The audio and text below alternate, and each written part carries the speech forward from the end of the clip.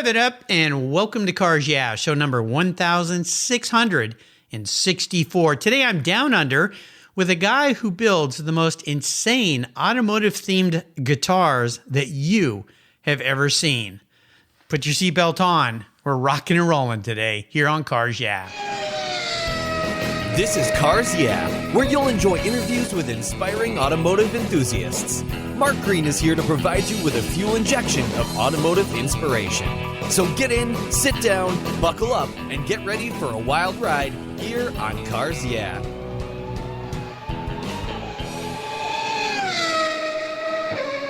Hello, inspiring automotive enthusiasts, and welcome to Cars Yeah. I'm revved up and very excited today because I'm down under in Adelaide, South Australia, with an incredibly talented automotive enthusiast by the name of Dave Gartland. Hey, Dave, welcome to Cars Yeah. Are you buckled up and ready for a fun ride?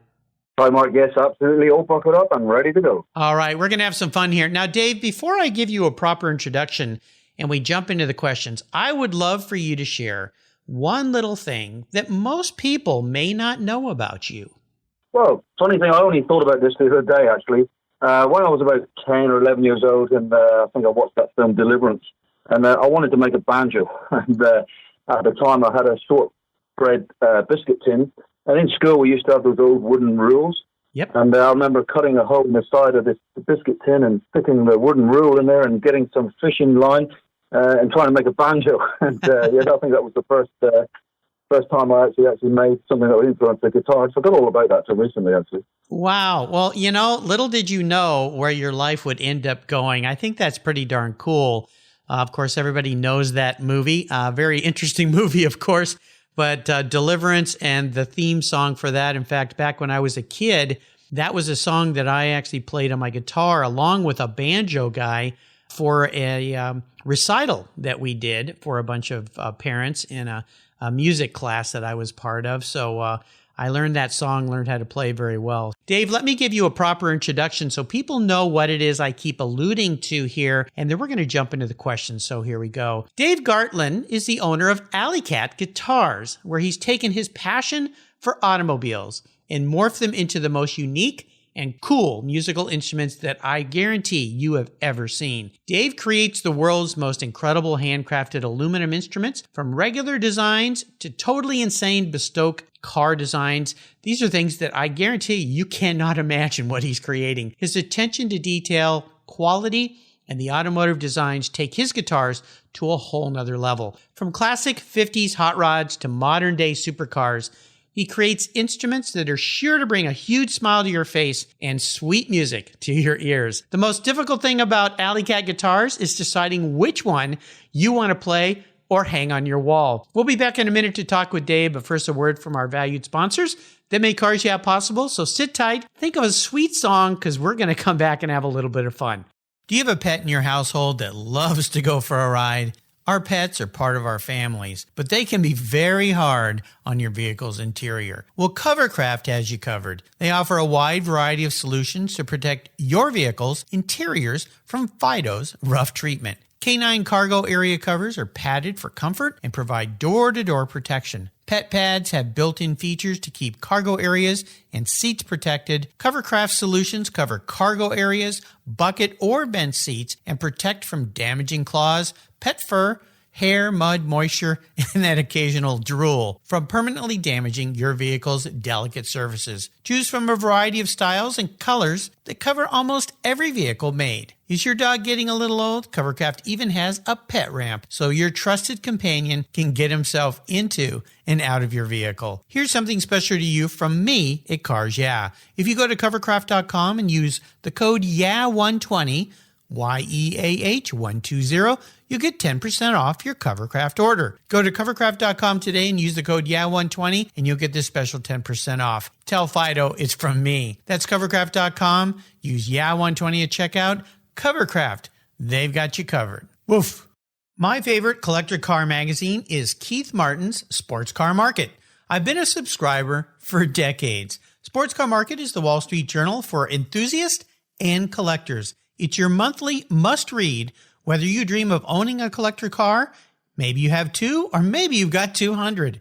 Sports Car Market has been around for 31 years, and it's filled with valuable articles, intelligent write-ups, and the latest auction sales. Go to sportscarmarket.com and subscribe today. Here's a couple deals I have for you just for listening here on Cars Yeah. If you use the checkout code Cars Yeah, you'll receive a 50% discount on your digital subscription at Sports Car Market. That's an exclusive offer from Cars Yeah. And guess what? Here's another deal. If you'd like to get the actual magazine, use the code BSH for Buy, Sell, Hold. That's code BSH, and you'll get $10 off your annual print subscription. That's right, $10 off. Both of these are exclusive offers here at Cars Yeah for Sports Car Market Magazine. Just go to sportscarmarket.com and get your deals today. All right, Dave, we are back. And before I jump into some of the main questions, I would love for you to share with me a success quote or a mantra. This is some kind of saying that has meaning for you. Maybe it's helped guide your path in the careers you've chosen. It's a nice way to get the, I usually say the inspirational tires turning, but let's say the fingers picking on the beautiful guitars that you make. So Dave, grab a guitar and tell us what you want to share. Well, the only thing I would say, and I've lived by this, is the only limitation is your imagination. And I believe that because if you can think about it, then between us, we'll make it. Some people just say, go ahead and do your artist thing. But, if we can work together and if we can think something up, let's make it. You know, I love it. And it fits so well with these incredible instruments that you create. I encourage our listeners here, and I'll put links to his website, but Alikat, alikat.com.au, because he's down in Australia, is an incredible site. So let's start. Where did the name come from, Dave? Well, I was an apprentice sheet metal worker back in the 80s. We used to shorten things, and the word for aluminium or aluminum, the short of that was Ali. And obviously I've been pretty much into rock and roll and rockabilly music for many, many years also. And just about every song that you hear in a lot of those songs had the word cat, cool cat, and Alikat was actually used in a couple of songs. So I thought that would be a good, to put the two together. They're cool, and they're made from aluminium. And so that was where the name came from. Alikat, I love it. Well, it's very cool. It sounds like a cool cat hanging out in the alley behind a jazz place or a band playing inside of some club or something like that. So I think you picked a nice name. Let's talk a little bit about this business. So you talked about working in the sheet metal industry back in the 80s and later on. At what point did you start to create these musical instruments and then decide, you know what, this is the path I want to take? This is a lot more interesting than maybe just working in sheet metal and metal at all. Yeah, that's a good question, actually. Well, we actually left the UK in 2008. But since 1985, when I left school, I started an apprenticeship as a sheet metal worker, and I had a fascination for that. I always liked making things. And as I say, when we moved to Australia, it actually came about where we were visiting one of the little seaside towns, and in the window there was a sculpture of a double bass. And as you do, being a metal worker, you say, well, I could make that. And so I did. I actually made a full-size actual sculpture, and that ended up in one of the show display homes.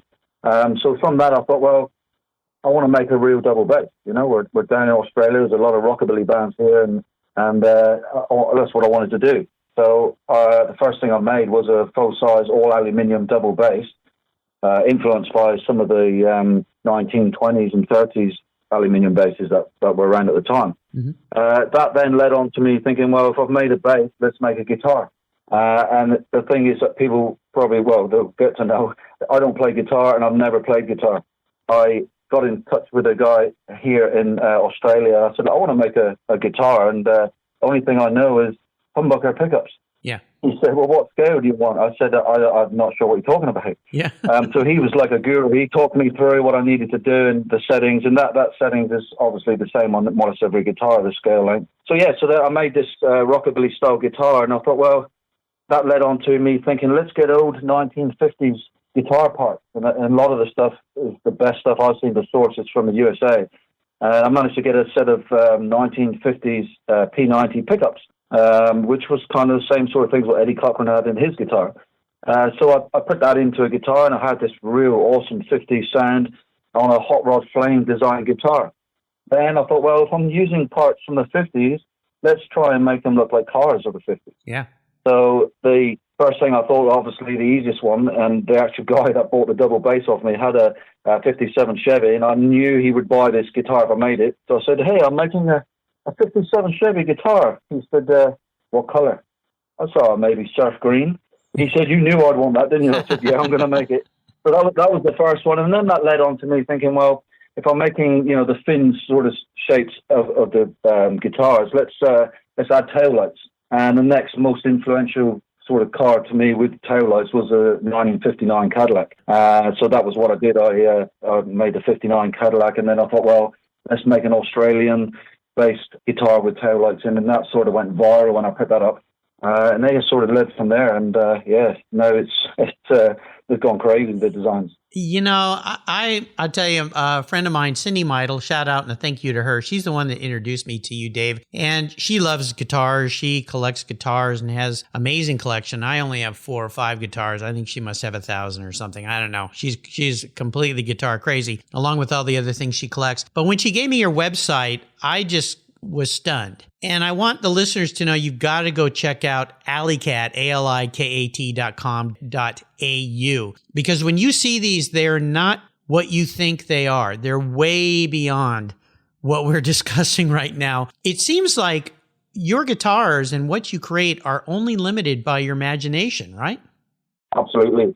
Yes, and I thank Cindy for that, because we've become friends on Facebook, and she keeps posting up some of these amazing cars, and the shapes and the curves. And we got this thing going on now, and I'm going, no, not another one. She knows exactly what I mean. She said, yep, can you see it? I said, I can see 2 guitars there. I can see a front, a back, and some of the, the cars I didn't even know existed. But I'm past that sort of level now where, in the beginning I had time, and I thought, I'll make this design. Now, I actually work full time as well, and I got a couple of karate clubs, American Kento karate clubs I run as well. So the only time I get is evenings and sort of weekends. So, and I'm doing a little bit at work as well. And, so it's, every sort of moment now is put to these guitars. Well, be careful what you wish for, because sometimes it actually comes true.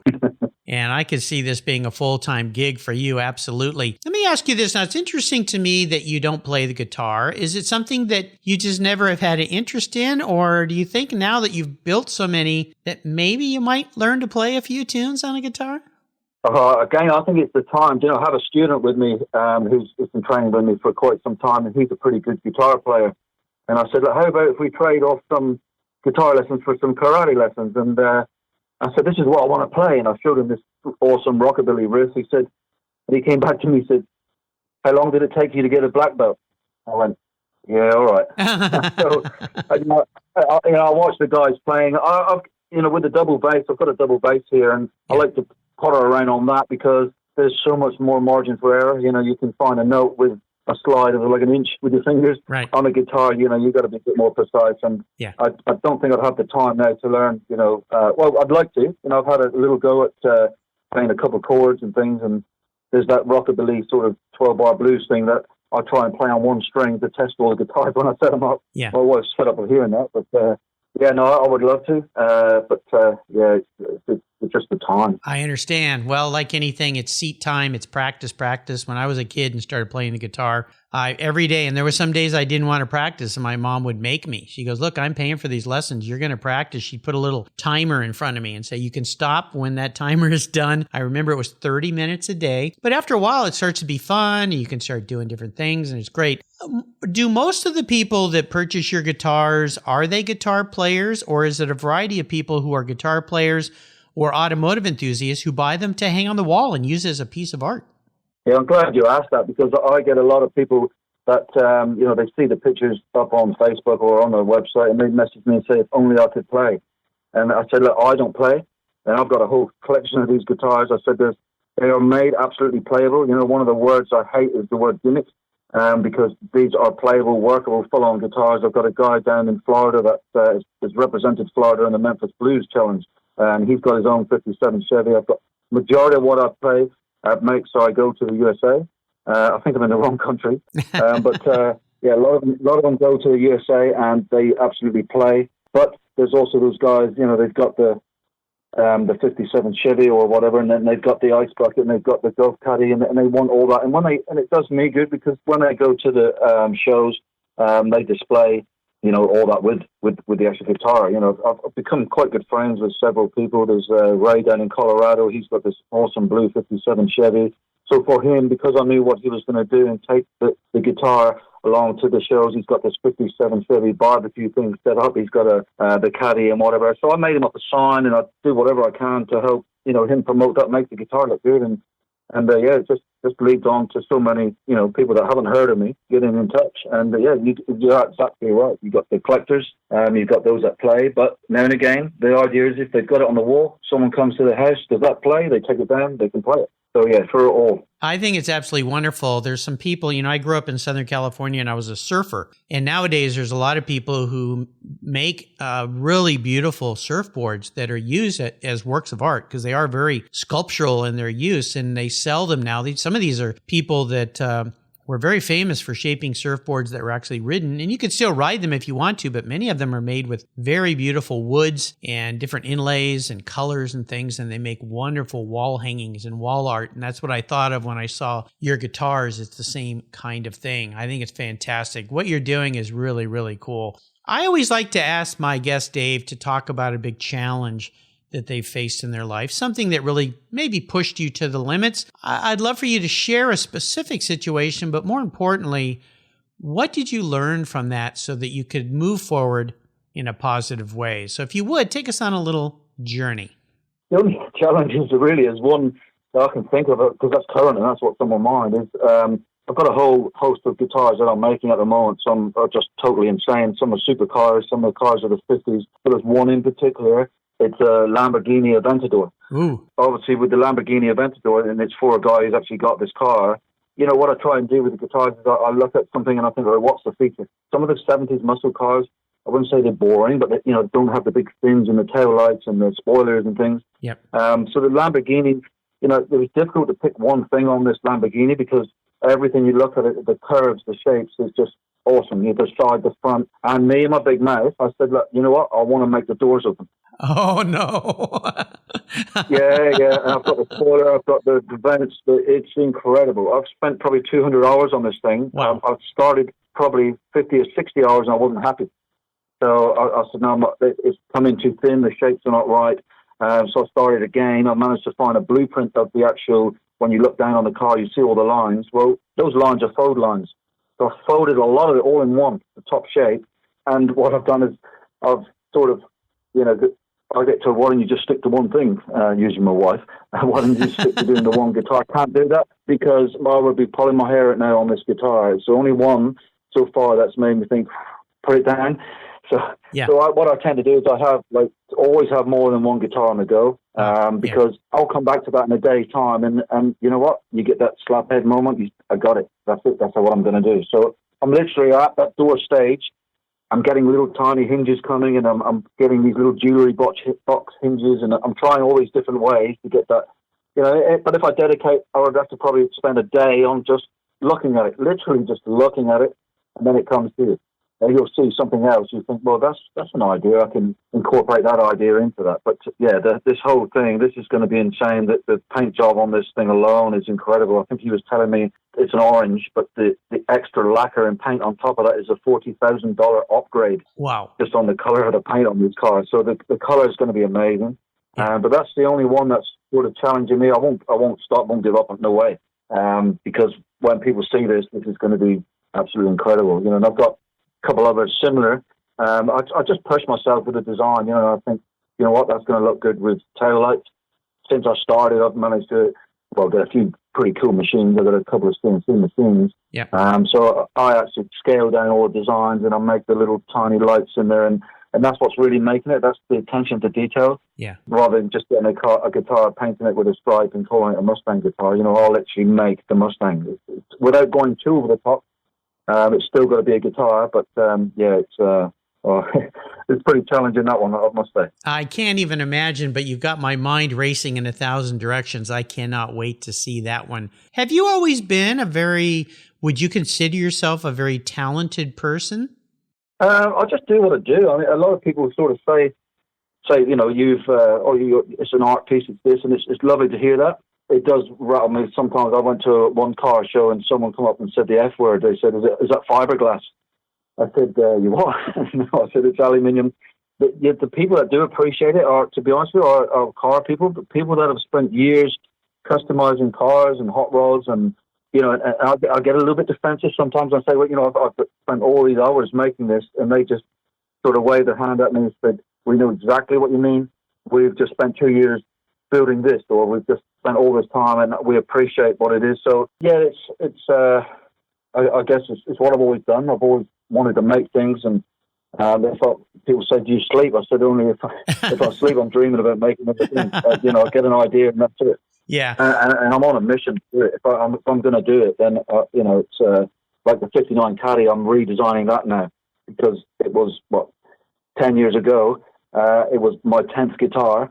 So I'm making an anniversary one of that, and that one's going to be insane. I've actually done a whole different design for that, so that's coming as well. Wow. I think it's just spectacular what you're doing, and I'm so happy for you that you've been able to wrap this passion for cars into this incredible talent that you have to create these pieces that are just really, really stunning. So I think they're great. I mean, just blows me away. We're going to take a short break for our advertisers, and we come back. I want to talk a little bit about your personal relationship with cars, your passion for cars, and we're going to unveil something that's kind of unique. You won't believe it. We'll talk about that in just a minute. Sit tight.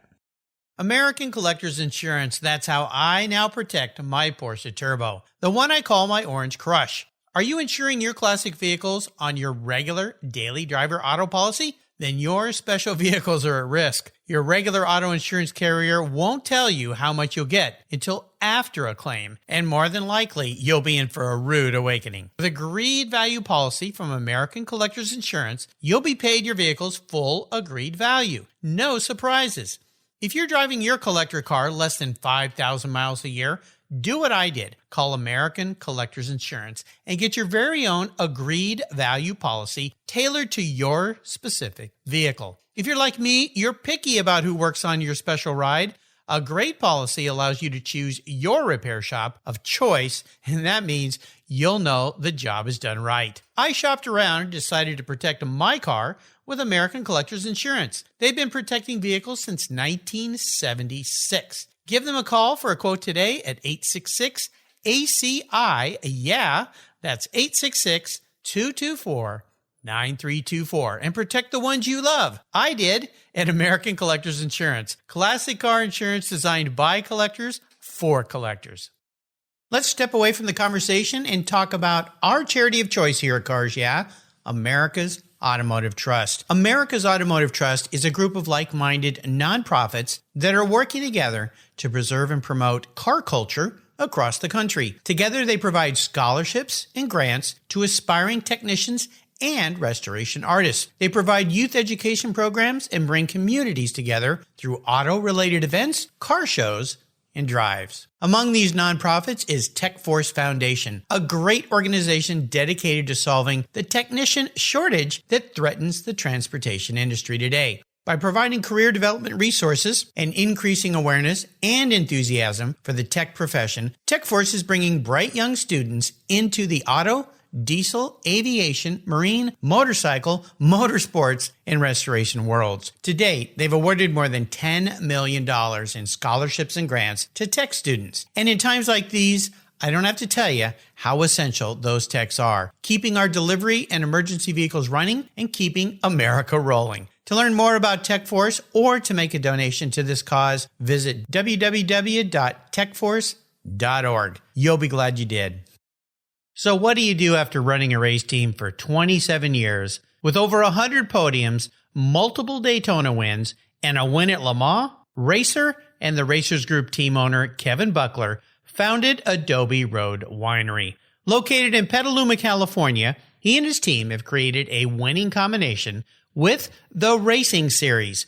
These are 4 ultra-premium red wine blends that are in a class of their own. Like racing, these wines comprise of art, precision, engineering, science, wrapped in a whole lot of fun. You can choose from 4 blends, titled Redline, Apex, Shift, and the 24. Today I'm going to tell you about Apex. It's a rich and complex blend of Cabernet Sauvignon, Syrah, and Cabernet Franc. This blend is a showcase of perfection and hits the apex with its full-bodied, smooth finish. An added, very cool option is the label. It's a multi-dimensional rumble strip apex, reminiscent of Turn 4 at Laguna Seca. The Racing Series is a spectacular gift for the automotive enthusiast in your life, and I've got a deal for you. If you use the code CARS, all one word in all caps, at checkout, you get $10 off any purchase of the wines from the Racing Series. Your wine ships promptly and arrives quickly. Use the code CARS, at checkout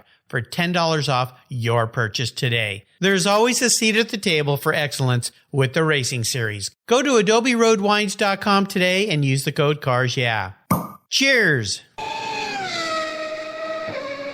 All right, Dave, we are back, and I would love for you to share a story that instigated this personal passion that you obviously have for very cool cars. Was there kind of a pivotal moment in your life when you knew that you were a bit of a car guy? Well, ever since I was a kid, I sort of grew up. There was always rock and roll around me. My parents were into the rock and roll, and I remember finding a load of their cassette tapes early in the morning, and I was playing these cassettes. And where'd you get them? Oh, I found them, and I was, just loved that sort of music. And then later on, my dad, I think in the 70s, was a DJ, and then I became sort of DJing in the UK before I left. But I had this passion for just rockabilly music, the whole thing. And I think I've had that sort of hairstyle. The flat top is not as much now, but I've had that sort of hairstyle since I was at school. It's always loved that sort of music. So it's the whole scene, with the cars and the music. It sort of goes hand in hand. A lot of those people that are into the cars, into the music, they pick up an instrument and they want to learn the instrument. So it's that sort of chain reaction of one thing leads to another. So that in my case, it was I want to make the actual guitars. That was what sort of got me from the rockabilly into making rockabilly guitars. But I had to sort of nip that in the bud in the early days, sort of to make it's not just rockabilly. I mean, if you go on my website, I rely on people to play them. So there's maybe 100 video clips of rockabilly bands from around the world. There's a couple of people I go and see. And I said, can you play this one for me? And you'll see all that on there. So it's not just a rockabilly guitar. You can play whatever you want, but it's just that influence, of that 50s. I think it's fantastic. Is there a first special car in your life that you've had? No, to be honest with you, I've never had a car. Okay, now, Dave, wait a minute, Dave. You build insane guitars, but you don't play the guitar. You're on Cars, and you don't have a car. Okay, what gives with you, Dave? What's the deal with you not having a car? I think this is hilarious. I know, sorry about that. Well, I'll tell you a lie. I had, there's a pretty good rockabilly band here in South Australia called the Satellites, and they were a band that I tracked down before I left the UK, and I came and seen them, and they actually played the very first thing that I made, which is a double bass. But they had a car, and I obviously here they have the Holden, which is a General Motors. In the UK, we had the Vauxhall, which was General Motors, and they were selling a Vauxhall Velux, and it needed a bit of love and care, and I had the Velux in the garage for a week, 2 weeks, 3 weeks, and I said, well, I'm going to restore this. I couldn't even get the door handle off. So in the end, he said, you know what? I said, this is not me. I have not got the time. My wife's laughing. She's like, you're going to restore it? I said, yeah, well, I can't even get the door handles off without breaking things. And, so that was as near as I got to having it. But, but the thing is with what I'm doing, and I think I said this on a TV show once, and the whole idea is like all the cars that I like, now I can have a 54 Caddy, I can have a 59 Caddy, I can have a 60 Caddy, I can have a 57 Chevy, I can have a Buick, I can have anything I want now in the form of a guitar. And some of the earlier ones, and if I can still do that, I'll find parts, because some people think they're made of parts off the car. No, what I do is I try and find original emblems or badges. Again, usually it comes from the USA.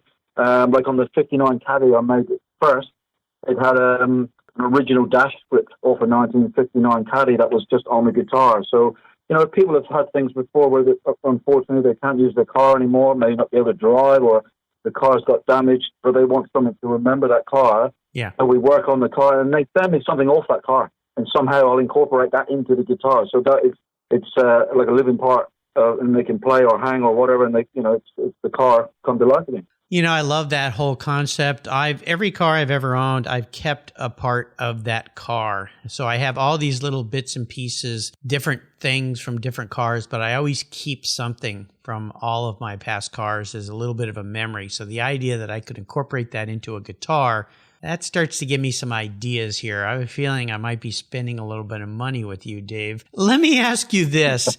This is a bit of an introspective question.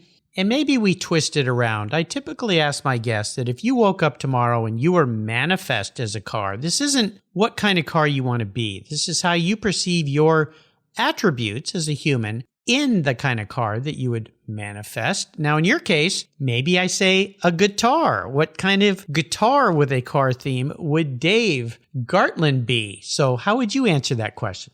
Well, I could probably answer the first question because that's what I thought about. I think there's two that I would do.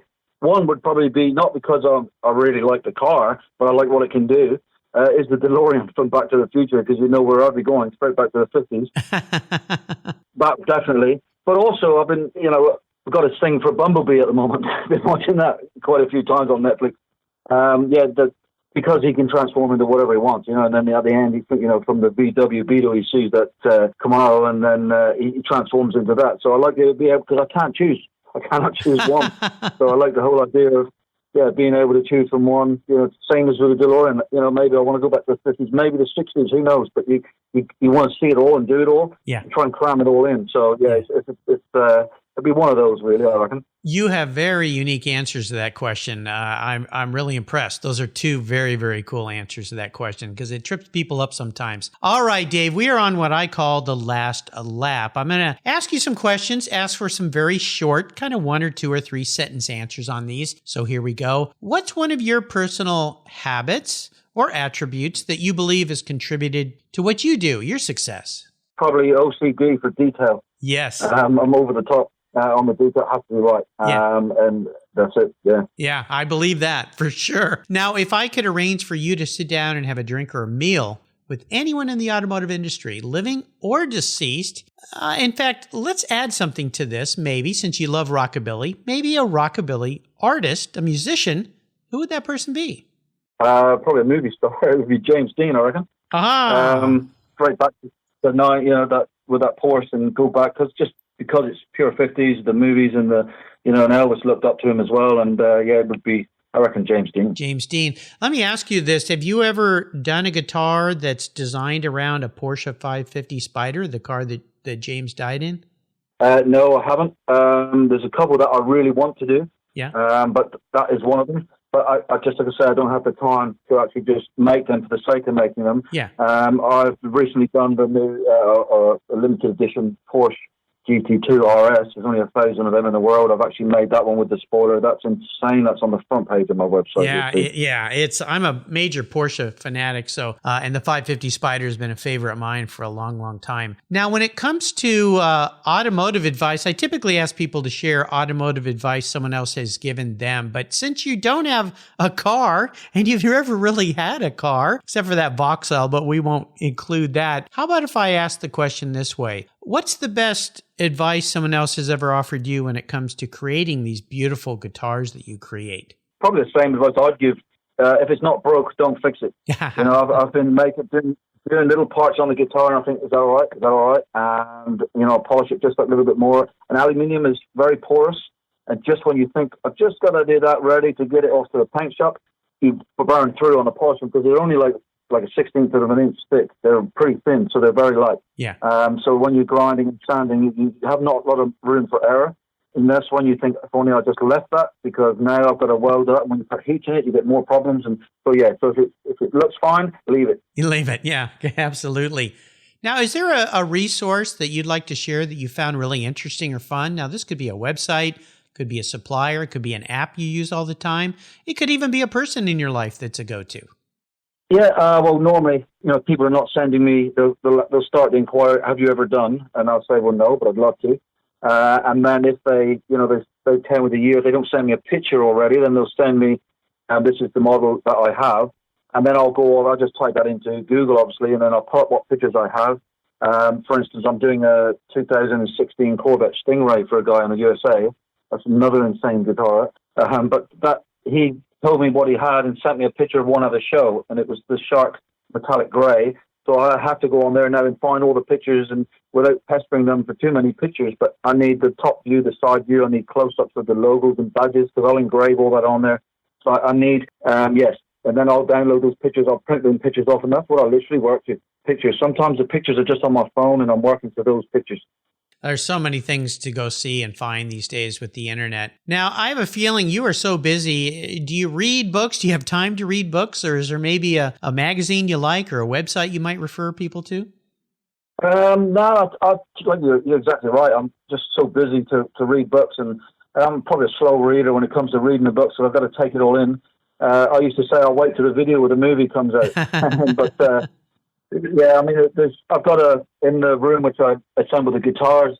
I've got some old or framed around the room. I've got the Rodding Custom and the Rodding and Restyling, and some of the old 50s hot rod magazines, Carcraft, and there's the one I've got most of, I think, is Rodding Custom and Rodding and Restyling. And there's, just because they're 50s and they're original and they're in their sealed bags, and yeah, they're pretty influential. So yeah, that's probably the only sort of thing that I've got, really. That's very cool. That's very cool. They become big collector's items. All right, Dave, we're almost to the end of our talk here, and I could talk to you forever about what you're doing. I'm just so impressed. But I want to offer you this idea. If today I was to buy you a very cool collector car, your first very cool collector car, that I'm going to deliver to you at no cost, but there's a couple rules here, is I want this to be something that you'll keep and that you'll enjoy. So you can't sell it to buy a bunch of aluminum to make more guitars with. I want it to be something that you'll actually drive. No garage queens allowed here at Cars Yeah. But it's the only one cool collector car you can own. What is it that I could buy Dave Gartland today?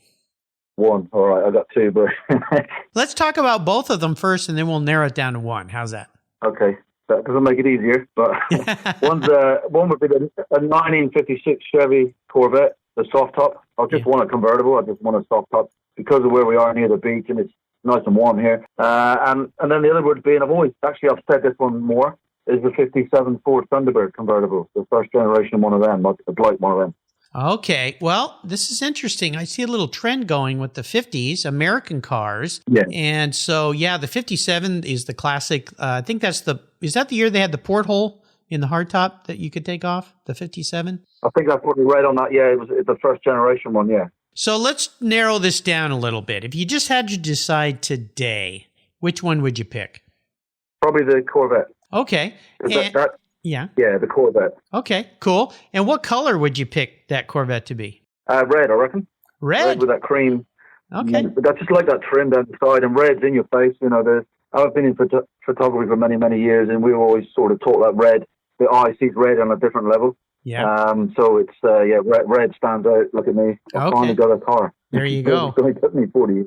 Yeah, and it'd be great to have cream-colored coves on the side to accent that red, and yeah, very cool. Well, you picked a nice one, Dave. Dave, you have taken me on a very, very interesting ride today. This has been really fun. I'm so appreciative that Cindy connected us. Now you and I are friends. You've got a friend here in the States, or another friend, I should say. We can become Facebook friends. I want to thank you for sharing this incredible journey and this beautiful works of art and guitars that you make for people. Before I let you go, though, could you offer me one little parting piece of wisdom or guidance before you rip off into that beautiful Adelaide sunset in that beautiful 56 Chevrolet Corvette convertible? I'm just holding that thought for a moment. Okay. Yes. Yeah, it would be still that same quote, really. That sort of, it's around about everything. It's the only limitation is your imagination, no matter what. Whether you want to make something or you want to do something, you want to be someone. That's it. Don't let your imagination stop you. If you think about it, there's every way it can be done, or you can do it. It's as simple as that. That's sort of what I sort of go by. And this is, like I said, you with the Lamborghini. I thought about it. It's becoming difficult, but look how good I'm going to feel when that's done. I can't wait to see it. Well, I would love to be sitting next to you as you drive that Corvette into the sunset with one of your guitars playing a rockabilly song. I think we would have a nice time as we drive off in the sun. That would be absolutely fantastic. Listeners, you can find everything that Dave's been so kind to share today on his very own Cars Yeah show notes page. Just type in Dave Gartland, Gartland, and you'll find that page. And you need to go check out Alikat, alikat.com.au, because I guarantee you have never seen guitars like the ones that Dave builds at Alikat. They are absolutely stunning. And if you want one, you can contact him through his website and he'll build you one, whatever you want. So there you go. Dave, thanks for being so generous today with your time, your expertise, and for sharing your incredible talents with us here on Cars Yeah. Until you and I talk again, mate, I'll see you down the road. Thanks, Mark. It's been awesome. There you go. Perfect. If you're listening to Cars Yeah, you probably spent some time working on your favorite ride. But how confident are you working on your finances? You may be able to rebuild a fuel injection system, but can you decipher the details of a mutual fund? If you're like me, investments, insurance, annuities, budgeting, and other financial concepts may seem a bit daunting, but what if I told you there's a book that describes these subjects and more in an easy-to-read and a very humorous way? My friend Chris Kimball, CFP, a longtime sponsor and past guest here on Cars Yeah, has written that book, and it's titled The Saga of Ike and Penny, a couple's humorous journey through the confusing world of finance. It's a fun look at things you need to know. Everything from investing to effective ways to get rid of credit card debt, and it's probably the only book on finance with a VMAX on the front cover and a classic Mini Cooper on the back. The book's available at Amazon for just $10, and this book will dramatically improve the direction of your financial future. I gave copies to each of my children. All securities are through Money Concepts Capital Corp. Christopher Kimball Financial Services is not affiliated with Money Concepts Capital Corp. Get your copy, The Saga of Ike and Penny, today. Thank you so much for joining us on today's ride here at Cars Yeah. Drive on over to carsyeah.com to find show notes and inspiring automotive fun. Download your free copy of Filler Up, a fun book filled with gorgeous photographs of fuel filler fun, including quotes from more inspiring automotive enthusiasts. Download your copy today, and we'll see you next time on Cars Yeah.